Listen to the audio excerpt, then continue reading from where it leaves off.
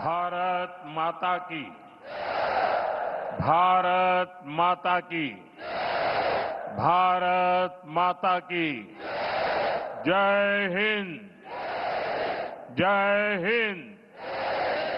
जय हिंद। अरुणाचल प्रदेश के राज्यपाल श्रीमान के.टी. पटनायक जी, राज्य के लोकप्रिय युवा मुख्यमंत्री पेमा खांडू जी, केंद्रीय मंत्रिमंडल के मेरे सहयोगी किरण रिजिजू, राज्य सरकार के मंत्रीगण, संसद में मेरे साथी नाबब रेबिया जी, तापिरगांव जी, सभी विधायक साथी, अन्य जनप्रतिनिधिगण, अरुणाचल के मेरे प्यारे भाई और बहनों, बॉम्येरुंग, बॉम्येरुंग, दोनी पोलो, सर्वशक्तिमान दोनी पोलो, हम सबको आशीर्वाद दें। साथियों, हेलीपैड से यहां इस मैदान तक आना, रास्ते में इतने सारे लोगों से मिलना, बच्चों के हाथों में तिरंगा, बेटे बेटियों के हाथों में तिरंगा, अरुणाचल का ये आदर सत्कार गौरव से भर देता है। और ये स्वागत इतना जबरदस्त था कि मुझे पहुंचने में भी देरी हो गई, और इसलिए भी मैं आप सबकी क्षमा मांगता हूं। अरुणाचल की ये भूमि उगते सूर्य की धरती के साथ ही देशभक्ति के उफान की भी धरती है, जिसे तिरंगे का पहला रंग केसरिया है, वैसे ही अरुणाचल का पहला रंग केसरिया है। यहां का हर व्यक्ति शौर्य का प्रतीक है, सादगी का प्रतीक है, और इसलिए अरुणाचल तो मैं कई बार आया हूं, राजनीति में सत्ता के गलियारों में नहीं था तब भी आया हूं, और इसलिए यहां की ढेर सारी यादें मेरे साथ जुड़ी हुई हैं, और उसका स्मरण भी मुझे बहुत अच्छा लगता है। आप सभी के साथ बिताया हर पल मेरे लिए यादगार होता है। आप जितना प्यार मुझे देते हैं, मैं समझता हूं जीवन में इससे बड़ा कोई सौभाग्य नहीं होता है। तवांग मठ से लेकर नमसाई के स्वर्ण पगोड़ा तक अरुणाचल शांति और संस्कृति का संगम है। मां भारती का गौरव है। मैं इस पुण्य भूमि को श्रद्धापूर्वक प्रणाम करता हूं। साथियों, मेरा यहां आज अरुणाचल आना तीन वजहों से बहुत विशेष हो गया है। पहला तो ये कि आज नवरात्रि के पहले दिन मुझे ऐसे सुंदर पर्वतों के दर्शन करने का सौभाग्य मिला। नवरात्र में आज के दिन हम मां शैलपुत्री की पूजा करते हैं, और शैलपुत्री वो प्रयागराज पर्वतराज हिमालय की ही बेटी है। दूसरी वजह ये कि आज से देश में नेक्स्ट जनरेशन जीएसटी रिफॉर्म्स लागू हुए हैं। जीएसटी बचत उत्सव की शुरुआत हुई है। त्योहारों के इस मौसम में जनता जनार्दन को ये डबल बोनांजा मिला है। और तीसरी वजह है आज के इस पावन दिन अरुणाचल में विकास के ये ढेर सारे नए प्रोजेक्ट्स। आज अरुणाचल प्रदेश को पावर, कनेक्टिविटी, टूरिज्म और हेल्थ सहित अनेक सेक्टर से जुड़े प्रोजेक्ट मिले हैं। ये बीजेपी की डबल इंजन सरकार के डबल बेनिफिट का बेहतरीन उदाहरण है। मैं अरुणाचल वासियों को इन प्रोजेक्ट्स की बहुत बहुत बधाई देता हूं। यहां मंच पर आने से पहले मुझे यहां छोटे मोटे सब व्यापारियों से बातचीत करने का अवसर मिला, उनकी दुकानों में उनके प्रोडक्ट्स देखने का अवसर मिला और उससे भी ज्यादा मैंने उनके उत्साह को अनुभव किया, उनके उमंग को अनुभव किया।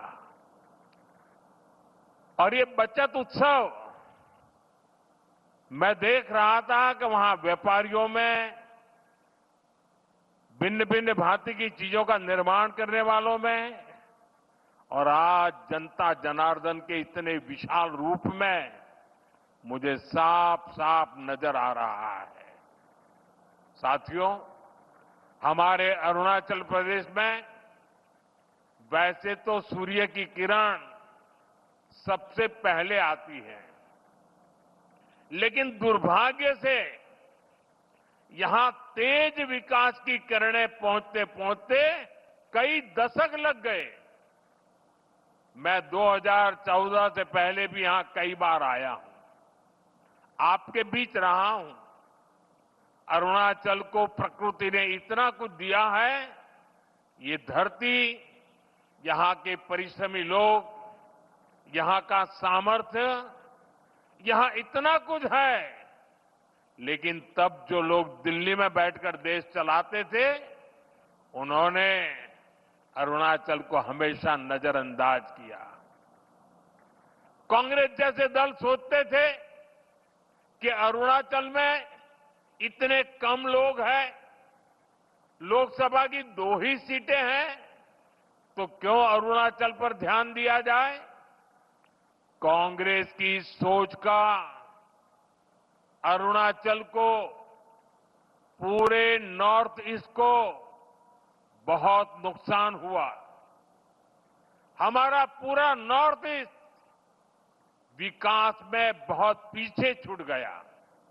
साथियों, आपने जब 2014 में मुझे देश की सेवा का अवसर दिया, तो मैंने कांग्रेसी सोच से देश को मुक्ति दिलाने की ठान ली।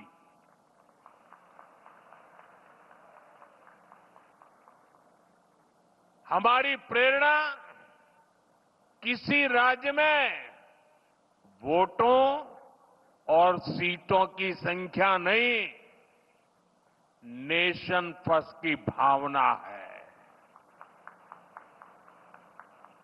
देश पहले, हमारा एक ही मंत्र है, नागरिक देवो भव। जिनको कभी किसी ने नहीं पूछा, उसको मोदी पूजता है। इसलिए जिस नॉर्थ ईस्ट को कांग्रेस के समय में भुला दिया गया था, वो साल 2014 के बाद विकास की प्राथमिकताओं का केंद्र बन गया है। हमने पूरे नॉर्थ ईस्ट के विकास के लिए बजट कई गुना बढ़ाया। हमने लास्ट माइल कनेक्टिविटी और लास्ट माइल डिलीवरी को अपनी सरकार की पहचान बनाया। और इतना ही नहीं, हमने ये पक्का किया कि सरकार दिल्ली में बैठकर नहीं चलेगी। अफसरों को, मंत्रियों को ज्यादा से ज्यादा नॉर्थ ईस्ट आना होगा, यहां रात्रि मुकाम करना होगा। साथियों, कांग्रेस सरकार के समय में 2-3 महीने में एकाध बार कोई मंत्री नॉर्थ ईस्ट आता था। बीजेपी सरकार में अब तक 800 से ज्यादा बार केंद्रीय मंत्री नॉर्थ ईस्ट आ चुके हैं। और ऐसा नहीं है कि सिर्फ आए और चले गए। हमारे मंत्री आते हैं तो प्रयास रहता है कि वो दूर दराज के क्षेत्रों में जाए, जिलों में जाए, ब्लॉक में जाए। इतना ही नहीं, कम से कम एक रात रुक करके जाए। मैं खुद ही प्रधानमंत्री के तौर पर 70 से ज्यादा बार नॉर्थ ईस्ट आया हूं।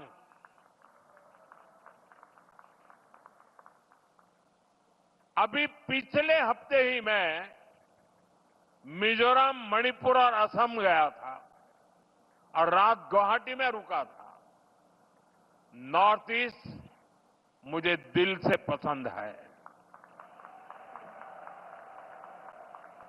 और इसलिए हमने दिल की दूरी भी मिटाई है, दिल्ली को आपके पास लेकर के आए हैं।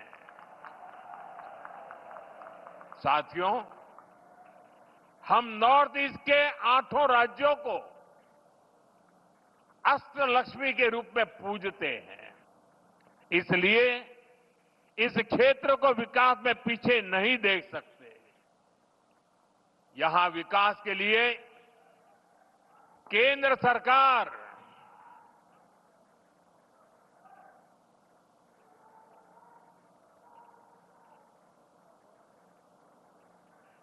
सरकार ज्यादा से ज्यादा पैसे खर्च कर रही है। मैं आपको एक उदाहरण देता हूं। आप में से कुछ लोगों को पता होगा, देश में जो टैक्स इकट्ठा होता है उसका एक हिस्सा राज्यों को मिलता है। जब कांग्रेस की सरकार थी तो 10 साल में अरुणाचल प्रदेश को सेंट्रल टैक्स में से सिर्फ 6,000 करोड़ रुपए ही मिले थे, जबकि हमारी बीजेपी सरकार के 10 सालों में अरुणाचल को 1 लाख करोड़ रुपए से अधिक मिल चुके हैं। यानी बीजेपी की सरकार ने अरुणाचल को 16 गुना ज्यादा पैसा दिया है। और ये सिर्फ टैक्स का हिस्सा है। इसके अलावा यहां अलग अलग स्कीम के तहत जो भारत सरकार खर्च कर रही है, जो बड़े बड़े प्रोजेक्ट यहां बन रहे हैं, वो तो अलग ही है। इसलिए आज आप अरुणाचल में इतना व्यापक, इतना तेज विकास होते देख रहे हैं। साथियों, जब नेक नियत से काम होता है, जब प्रयासों में ईमानदारी होती है, तो उसके नतीजे भी दिखते हैं। आज हमारा नॉर्थ ईस्ट देश के विकास की ड्राइविंग फोर्स बन रहा है और बहुत बड़ा फोकस यहां सुशासन पर है, गुड गवर्नेंस पर है। हमारी सरकार के लिए नागरिकों के हितों से बड़ा कुछ भी नहीं। आपका जीवन आसान बने और आसान बने, इसलिए ईज ऑफ लिविंग, आपको आने जाने में मुश्किल ना हो, इसलिए ईज ऑफ ट्रैवल, आपको इलाज में परेशानी ना हो, इसलिए ईज ऑफ मेडिकल ट्रीटमेंट, आपके बच्चों को पढ़ाई में दिक्कत ना हो, इसलिए ईज ऑफ एजुकेशन, आपको व्यापार कारोबार में परेशानी ना हो, इसलिए ईज ऑफ डूइंग बिजनेस। इन सारे लक्ष्यों को लेकर यहां डबल इंजन की बीजेपी सरकार काम कर रही है। जिन इलाकों में पहले कोई सड़कों की सोच भी नहीं सकता था, आज वहां अच्छे हाईवे बन रहे हैं। सेला टनल जैसा इंफ्रास्ट्रक्चर कुछ साल पहले तक ये सोचना भी असंभव था, लेकिन आज सेला टनल अरुणाचल की पहचान बन चुकी है। साथियों, केंद्र सरकार का प्रयास है कि अरुणाचल सहित नॉर्थ ईस्ट के दूर दराज के इलाकों में हेलीपोर्ट बने, इसलिए इन क्षेत्रों को उड़ान स्कीम से जोड़ा गया है। यहां जो होलोंगी एयरपोर्ट है, वहां भी नई टर्मिनल बिल्डिंग बन चुकी है। अब यहां से सीधे दिल्ली को फ्लाइट मिलती है। इससे आम पैसेंजर्स को, स्टूडेंट्स को, टूरिस्ट को तो फायदा होता ही है, यहां के किसानों और छोटे उद्योगों को भी लाभ हो रहा है।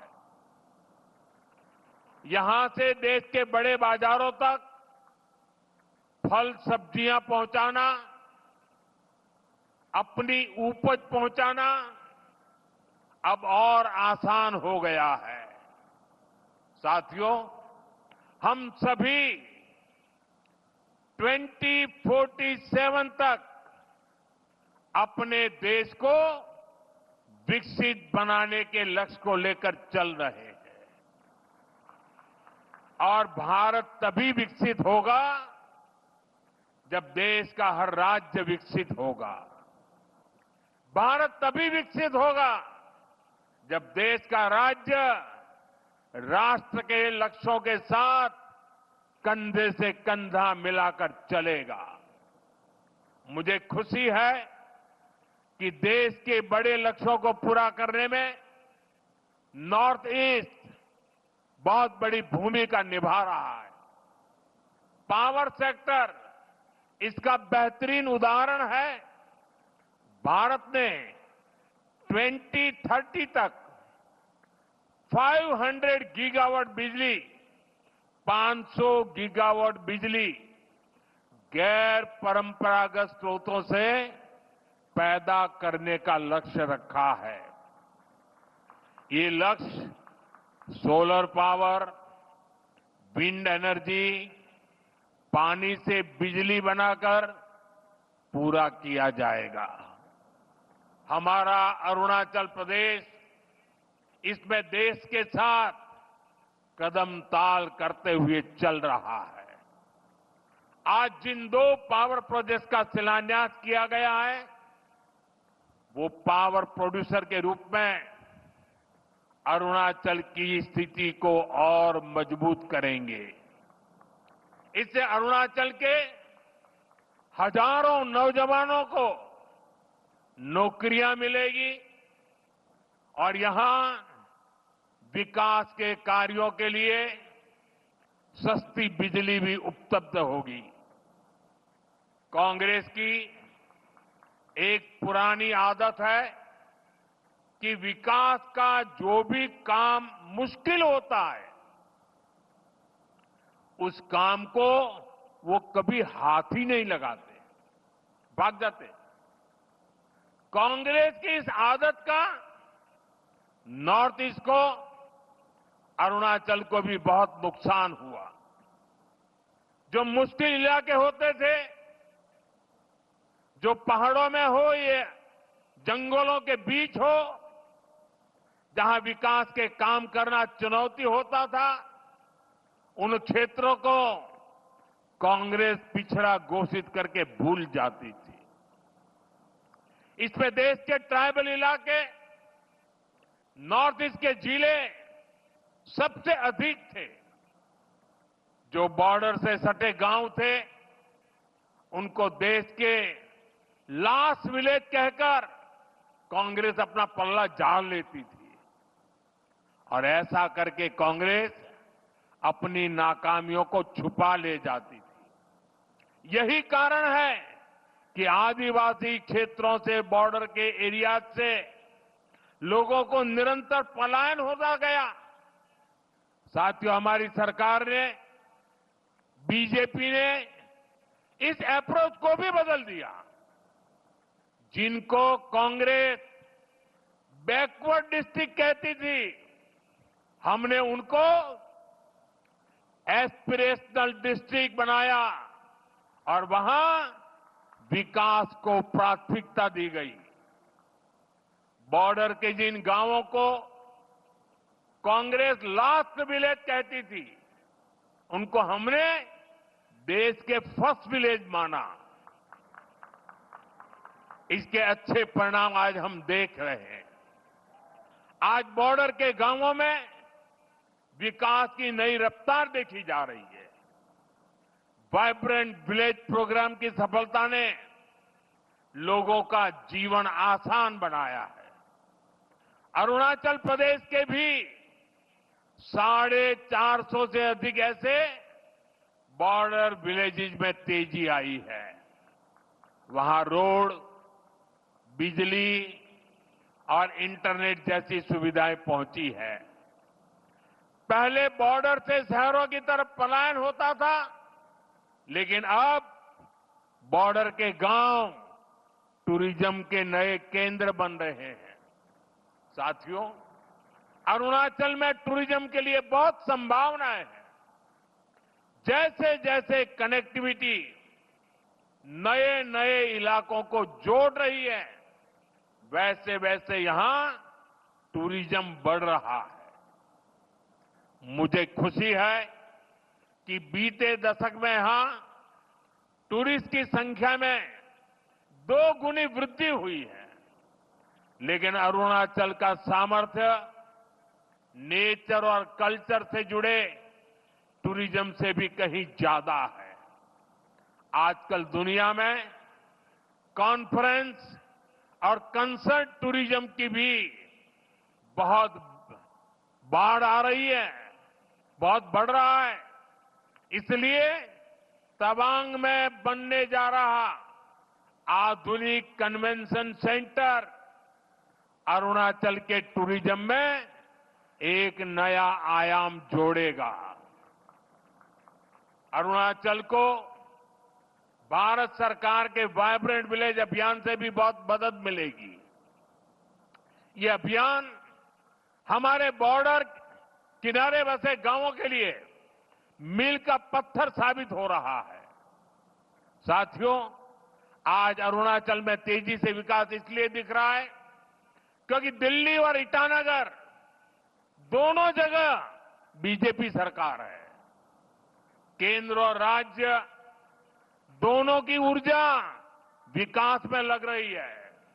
अब जैसे यहां कैंसर इंस्टीट्यूट का काम शुरू हुआ है, यहां मेडिकल कॉलेज बन रहे हैं, आयुष्मान स्कीम से यहां अनेक साथियों को मुफ्त इलाज मिल रहा है।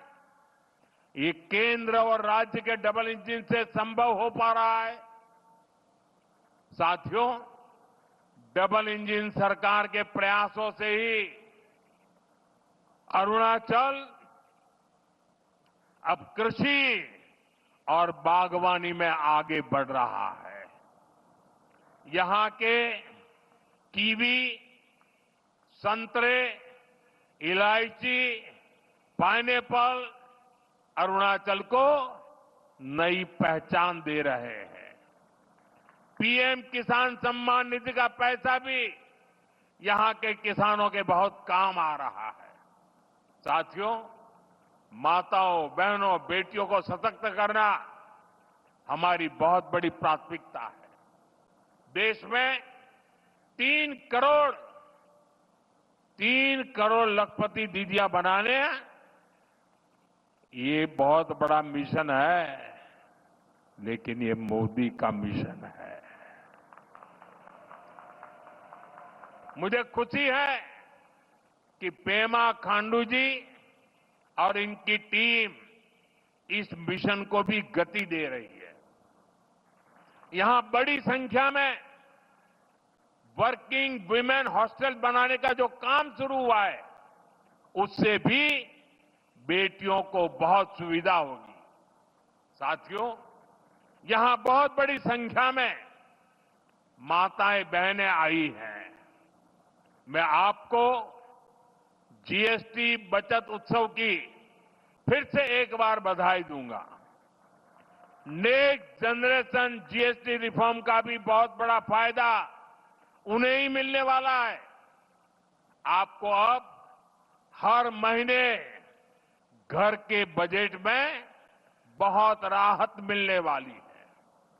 किचन का सामान हो, बच्चों की पढ़ाई की चीजें हो, जूते कपड़े हो, अब ये और सस्ते हो गए हैं। साथियों, आप साल 2014 के पहले के दिन याद करिए, कितनी सारी परेशानियां थी। महंगाई आसमान छू रही थी, चारों तरफ महा घोटाले हो रहे थे, और तब की कांग्रेस सरकार जनता पर टैक्स का बोझ बढ़ाती ही जा रही थी। उस समय साल में 2 लाख रुपए कमाने पर भी इनकम टैक्स लग जाता था। ये मैं 11 साल पहले की बात कर रहा हूं।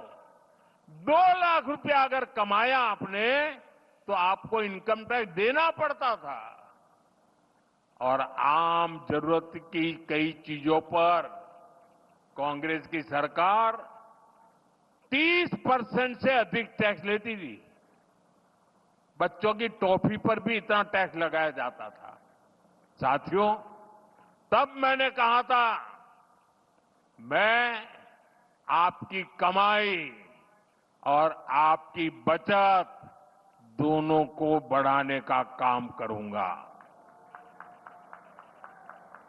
बीते सालों में देश के सामने अनेक बड़ी बड़ी चुनौतियां आई, लेकिन हम इनकम टैक्स घटाते गए।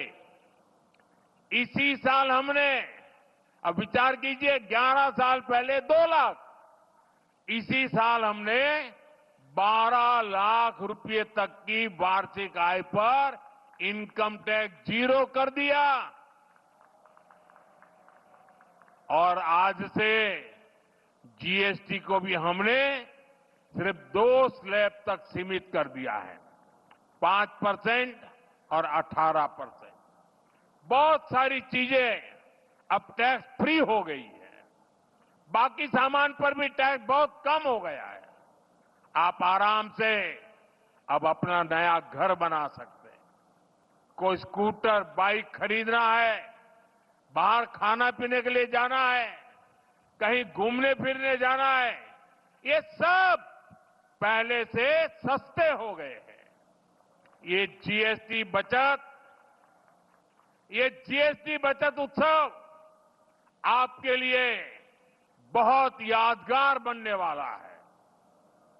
साथियों, मैं अरुणाचल प्रदेश की हमेशा इस बात के लिए प्रशंसा करता हूं कि आप सभी नमस्कार से भी पहले जय हिंद कहते हैं। आप वो लोग हैं जो देश को स्वयं से भी पहले रखते हैं। आज जब हम सब मिलकर विकसित भारत बनाने के लिए इतनी मेहनत कर रहे हैं, तो देश की हमसे भी एक अपेक्षा है। ये अपेक्षा है आत्मनिर्भरता की। भारत विकसित तभी होगा जब भारत आत्मनिर्भर होगा। और भारत की आत्मनिर्भरता के लिए जरूरी है स्वदेशी का मंत्र।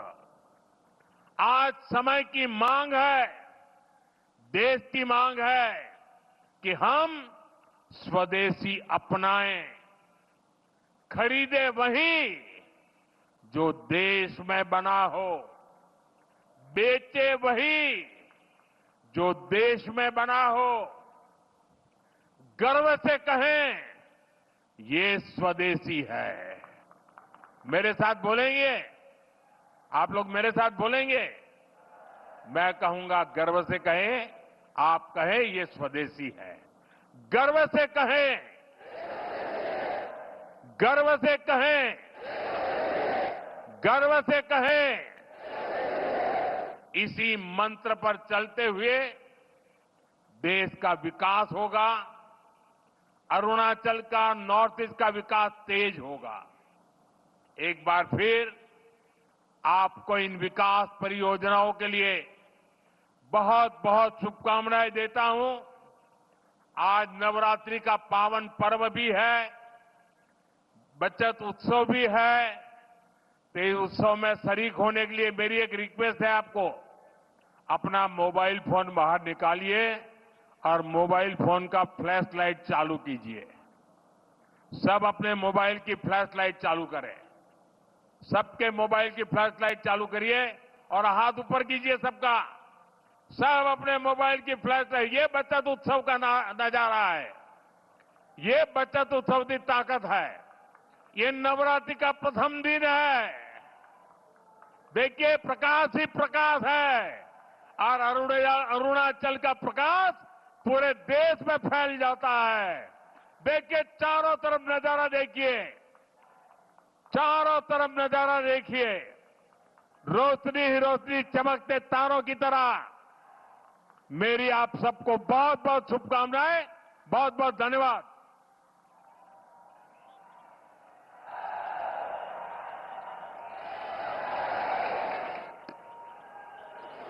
बहुत बहुत धन्यवाद आदरणीय प्रधानमंत्री महोदय। आपके आशीर्वचनों तथा